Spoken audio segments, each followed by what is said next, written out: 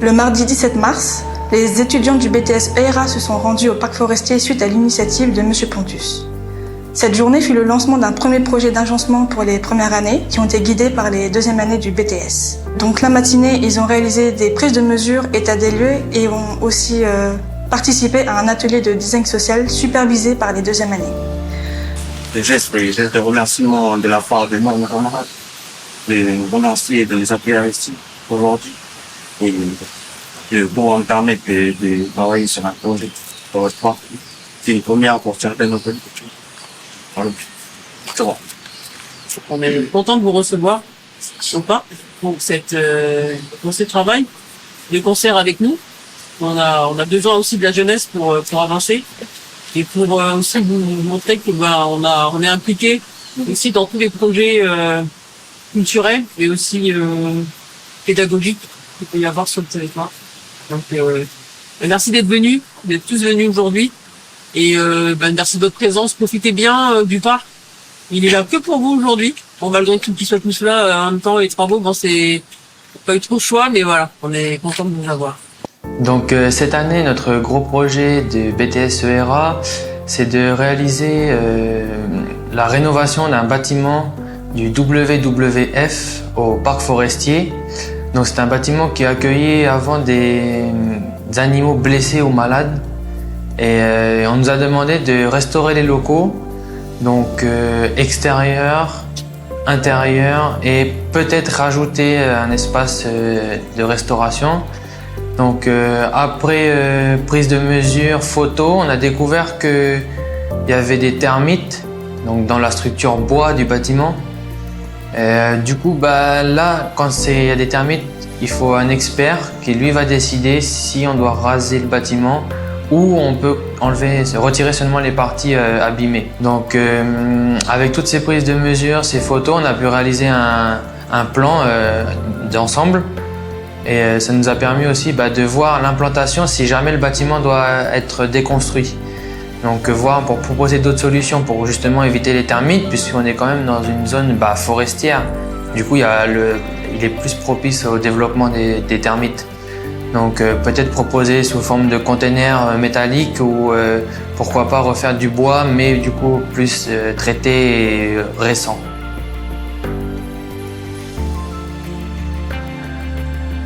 Alors on fait du design social et puis là actuellement ils ont des cartes, ils ont des dessins, des images et après ils doivent imaginer comment ils voient la pièce ici, la pièce où on est actuellement, qu'ils ont étudié juste avant et qu'ils ont pris les mesures. Et puis après ils ont leur, ils complètent, il y a des pièces. Puis après c'est à eux de rajouter des photos qui vont avec leur nom, ce qu'ils veulent mettre ici et tout. Puis après ils communiquent avec leur classe si c'est bien. Ce qu'ils décident ou pas. Le design social, c'est répondre aux besoins du client. Et genre, vu qu'on a eu une notice, on a eu un cahier des charges avec les attentes du client, ils doivent se baser sur ça pour faire le projet qu'on avait aménagé ici. Et puis mettre aussi leur opinion, ce qu'ils ont envie de mettre, tout en respectant le cahier des charges. Cette journée fut également le lancement du projet BTS, Les animaux et nous. L'intérieur avec la soigneuse nous a permis de commencer le thème Les animaux et nous. On s'est préparé pour découvrir la vie d'un soigneur du parc forestier, les difficultés qu'ils peuvent rencontrer, comment prendre soin d'un animal, les normes qu'il faut prendre en compte car les animaux sont tous différents. Ça nous permet de mieux comprendre la vie d'un soigneur et la complexité de ce métier, de comprendre les animaux qui eux ne parlent pas.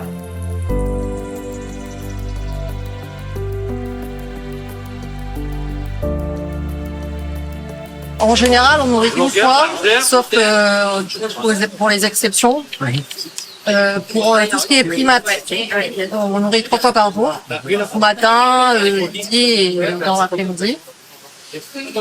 Après, on a des animaux qui peuvent, des bébés par exemple, donc ça, selon la taille qu'il a, on les voit tous les heures. Ça, généralement, c'est Ryan qui le fait avec notre chef, responsable de bureau. Pour les jeunes qui sont en sevrage, Ouais, c'est ça, croissance. croissance, sorte donc c'est plus des bébés, mais c'est pas des adultes encore. On rajoute un repas l'après-midi. Voilà, parce qu'en général, ça mange bien.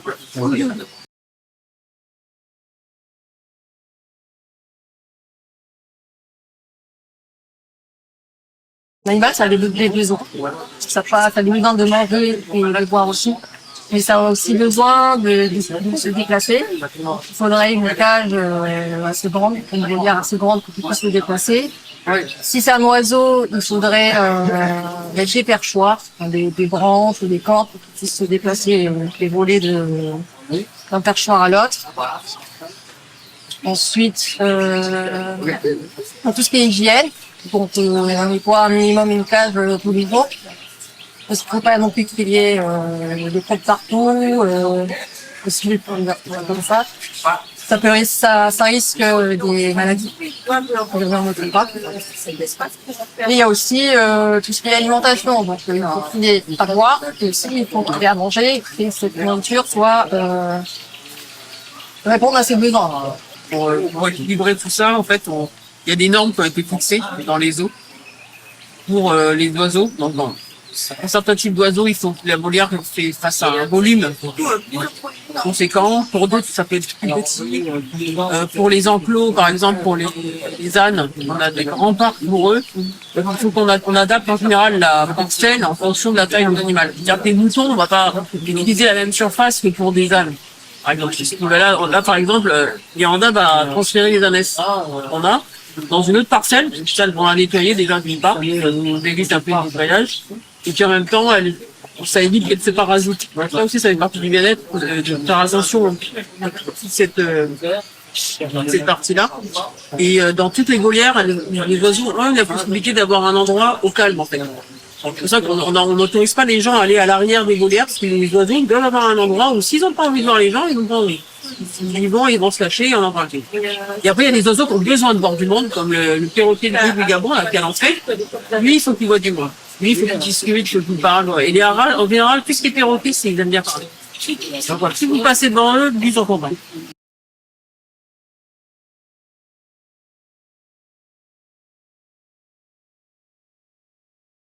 Oui, ça nous est arrivé de relâcher des oiseaux. Alors, c'est soit parce qu'ils sont venus au parc en soi.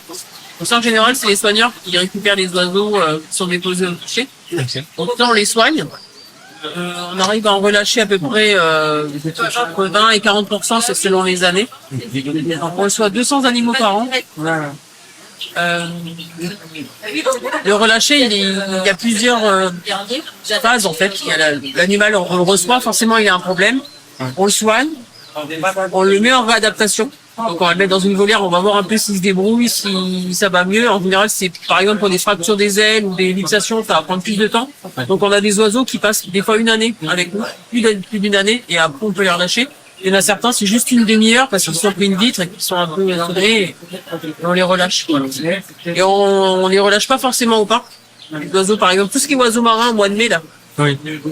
Vous allez voir, sur les baies, il y a énormément d'oiseaux qui s'échouent. Ces animaux-là, en général, on les garde quelques jours et on les relâche. S'il n'y a pas de problème. Si les ailes sont brisées, par contre, on les euthanasie. Parce qu'on ne peut pas les garder longtemps en captivité, ils se laissent mourir en général. Voilà. C'est des oiseaux qui sont plus aptes à rester en captivité que d'autres. Voilà. Et on fait des relâchés dans leur milieu naturel. Alors, en général, on va soit à la rivière Bleue, parce que c'est nos collègues et qu'ils sont en pleine nature, soit on va au parc des Grandes Fougères, parce que c'est aussi nos collègues et qu'ils ont une place aussi. Et parfois, quand on n'a pas le temps, on va en bord de mer pour les oiseaux marins ou en forêt un peu plus loin vers le Mont Mou ou vers Païtin pour relâcher des chouettes, des rapaces. Voilà.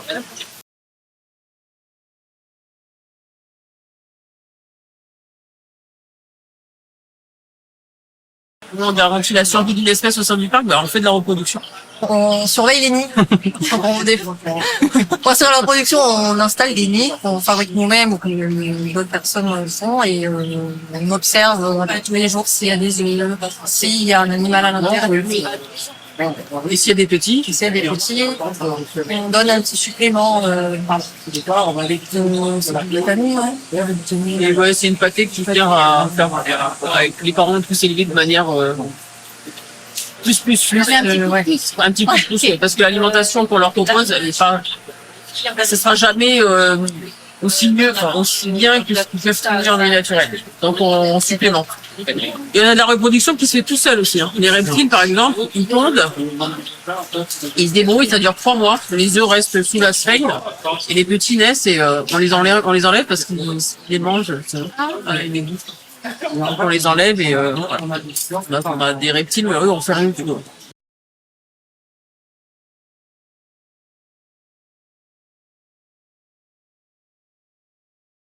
On a énormément d'espèces d'insectivores en Calédonie, les gens ne les connaissent pas bien, mais on a un certain nombre. Et le problème, c'est vrai qu'on ait des élevages conséquents d'insectes pour pouvoir les nourrir, et ça on les a pas. Donc en général on les soigne, enfin on a un élevage de grillons, mais ça suffirait pas pour les nourrir de manière régulière et journalière. Donc du coup, on les soigne.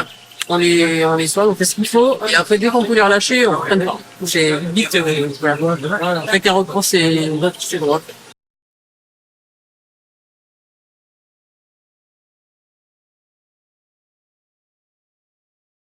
Alors, les animaux extérieurs sont interdits. On n'a pas le droit. Sauf si, on les fait venir et qu'ils ont eu une quarantaine en bonne et due forme. Par exemple, ça peut être le cas, là, on est sur des dossiers d'importation d'animaux. Donc, on espère que ça va se faire. Mais c'est long. Ça peut prendre 1 an ou 2 pour faire venir des animaux.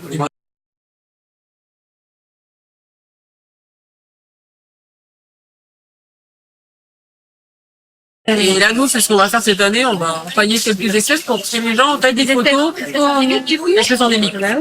Donc, le cabou, sur différents stades, on va essayer de faire ça cette année. Parce qu'il y a un monsieur qui a repris son activité de pêche, Virmi, avec moi. Et donc, on va voir avec ce monsieur ce qu'il veut faire le stade du cabou, la descente. On a tous les âges, en fait, congelés. Là, c'est pour nous ici, pour toute la partie, ben voilà, justement pour voilà, le laboratoire des curiosités, ça peut servir. Ça peut aussi servir pour des formations au niveau des pompiers, par exemple pour les oiseaux marins, parce qu'on va faire des oiseaux marins aussi. C'est en fait les gens, les photos, ça leur parle pas forcément, ils n'arriveraient pas à repérer un animal, alors que là, un animal qui est empaillé, on peut voir tous les détails, la taille, le poids, et c'est une idée et ça peut les aider pour les pompiers qui participent beaucoup aux échouages en mai, de nous aider à être plus performants sur la détermination des espèces.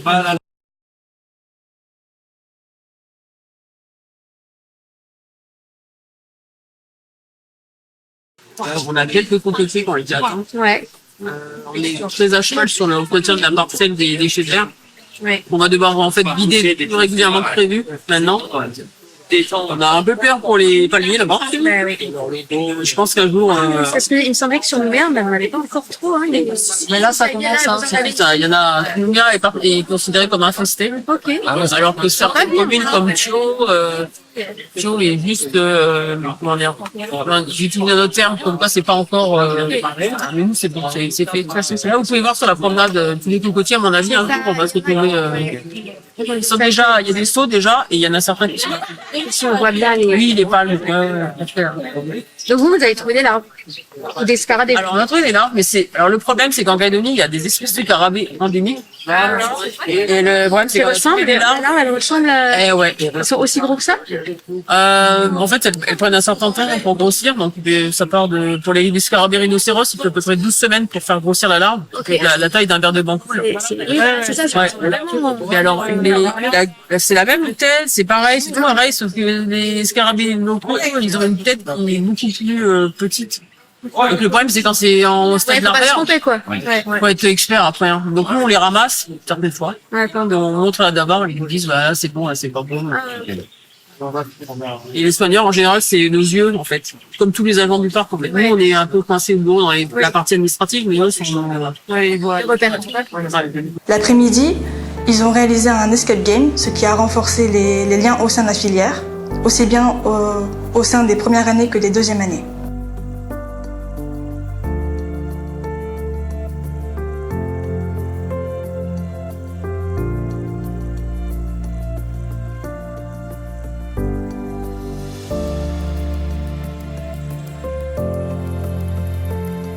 Merci d'avoir regardé cette vidéo. C'était Nora pour la LJG Radio et TV.